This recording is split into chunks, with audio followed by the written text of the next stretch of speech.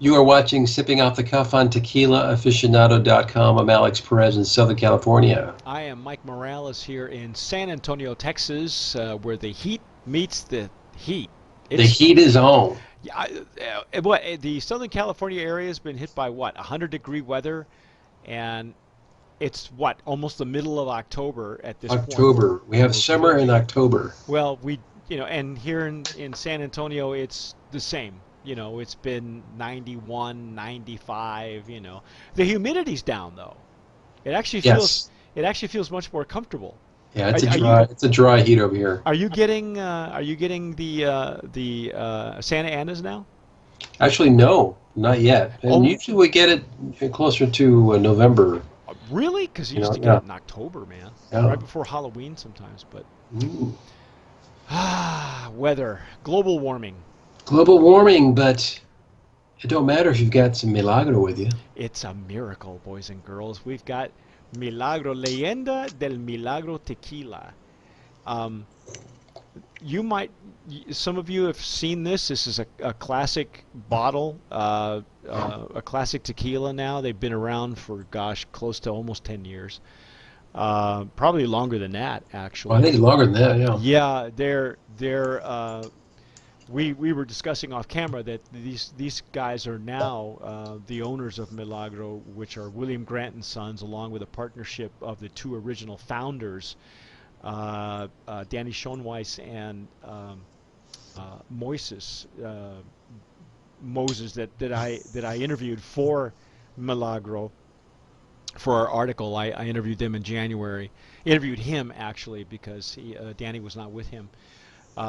They were out in the San Antonio area for the San Antonio Cocktail Conference, so I had a chance to meet up with Cool. Moises, and you can read that article on Tequila Aficionado. But tonight we are going to try their core line Blanco, So which this is their flagship, Mike. yes, yes, this is their flagship. I was honest with Moises when I saw him. I said, there was a time in Albuquerque when I was living there that this was my best friend. I have a long history with Milagros, Woo! so we're gonna put it through the TA gauntlet tonight. Oh, whoa. Should bring back memories. Well, yeah, I was still you and I hadn't been really doing a lot of these sipping off the cuffs, and so gaining experience with a lot of different flavor profiles. And Milagro was kind of new on the scene when they came on the scene. They were edgy, if you read my article or have read the article, you know that they wanted to. They Danny and Moises would go to these clubs in Mexico City. They were young college students, and they would see the type of marketing and tequila that they would see at these tequila bars, and they would say, we would need something more modern, more 20th century, Right. right? And that's where they started to put things together, and out of that came Milagro. And like I say, you can read the rest of the story on the website. But it was a fascinating story about the two of them. And Alex, Awesome. I love the legs on this thing, man. I'm loving a lot of what's in here. I mean, the color, obviously, it's bright and shiny. The legs and tears do not cling to the glass, and they just flow. Yes, They're not the syrupy, slow syrupy kind. I mean, it's it's a a beautiful thing. nice it's a nice even length of time. My lighting here is not the greatest, but Alex's lighting is a little bit better than mine, and it really is a gorgeous tequila. And the premise was they wanted something You that can see was, my old corrido glasses. yeah, the old corrido, long may it wave, because they're Yeah. becoming few and far between. And the nose on this is really nice, Mike. I really like It's this green, isn't this it? type. Really, it's a aggressive agave attack on the nose. Real lemony, limey, or citrusy. Well, yeah, a lot of agave. almost grassy. Beautiful agave, yes. These folks are considered Highlands, Highlands tequila, I believe. Is that Los Altos? I think so. And I don't have, we didn't get any POS with these guys, and that's okay. They didn't really need to, but um, 1559 is the gnome. It is kosher, by the way, in case you were wondering. This is great for the upcoming It holidays. is. Yes, they have a kosher designation. William Grant and Sons is the importer now, and there is they have a nice um, partnership with those guys, and they still are very very much involved, not only in Milagro but also Ancho Reyes. Alex, you may have seen the Ancho Reyes liqueur. It's kind of it's a chili liqueur that's been very popular lately, and they are also partners with the makers of Montelobos Mm. mezcal, which you and I have already put through our sipping off the cuffs. Very nice. This is a really good go-to Blanco, Mike. Mm. Mm. And it really lingers in the palate, too. Mm-hmm. It's real crisp, clean. Now I will tell you that the finish is peppery. It's Mhm. hot on the back end. This is exactly the flavor profile that both of these guys, Danny and Moises, were looking for. Um, and things have not changed at all one bit. This is going to shine in a cocktail. It's great.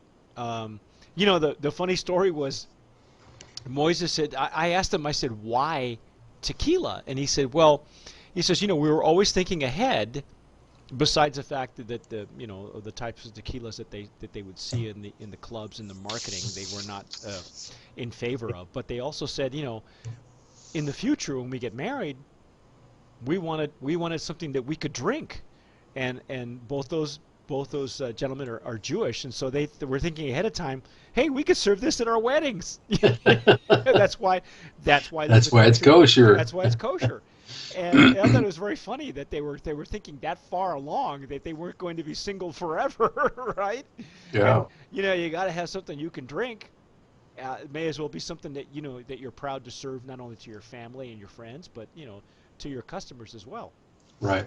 Alex, Mike, this is beautiful, man. yeah, a few years back, I actually tasted a punch, a punch made out of the this Blanco, and it was awesome. In fact, Do you remember what I the recipe was? you know what? I have to dig it up. I have to dig it up. I remember, If you could dig it up, we'll dig it up. post it. We'll post it on when we go through post production for this sipping off the cuff. I'd love to have that because here come the holidays. Was it a tropical kind of punch, or It was was it a very refreshing. like a sangria maybe or No, something not like that? not not necessarily a sangria. It was a punch, but obviously it's not too tropical. It's kind of on the other wavelength because you're using tequila and not rum. Okay. But it was very good. One of the Grant and Sons ambassadors had put that together, and they were serving at one of the tastings that we had been to. I think we were actually at the same tasting a few years Oh, back. no kidding. Yeah, so Wow. it was really good. Oh my gosh. They've been, like I say, these guys, it's a wonderful story. If you haven't checked out the article on Tequila Aficionado, I'll look it up for you right here on the website. And I'll tell you exactly, it's the miracle men behind Milagro Tequila. Moises Gundi and Danny Schoenweiss, I believe, is the other gentleman's name. And those guys were the founders of Milagro, and I spent a good part of a morning with Moises. Wonderful guy, really intense. You know, the entrepreneurial spirit hasn't left him and or Danny. uh, and you know, even as successful as they are, to the point where you know William Grant and Son has kind of taken over all the operations and things like that. They are really very much involved. They were there for actually morning meetings as well when I met with them. So I'm really impressed with this, Alex. This is just, if you're looking for this is a no nonsense tequila. Is really what it is. I agree, and I think it really is the epitome, I would say, of a Blanco. This is the criteria. This is the format, if you will, or the standard of what a Blanco should be, even down to the brininess or the saltiness that just opens up your appetite. You know, Well, when you I smell it. love that finish. You know, it's a medium to long finish, and it's hot. You It's know, a but little zingy. yeah, it's a zingy. You know, so this would be great like with a sangrita also. I mean, Yeah. it's really in a traditional sense. It's a traditional, non-traditional tequila, I think, and that's kind of what they were going for. That was the image they were going for when they first came out. And now, really glad that I had a chance to speak to Moises and get the story from their points of view, and also uh, their ambassador, tequila ambassador JP De La Vera, who was kind enough to get us to make this happen for us here at Tequila Aficionado. I say Awesome. brand of promise I agree.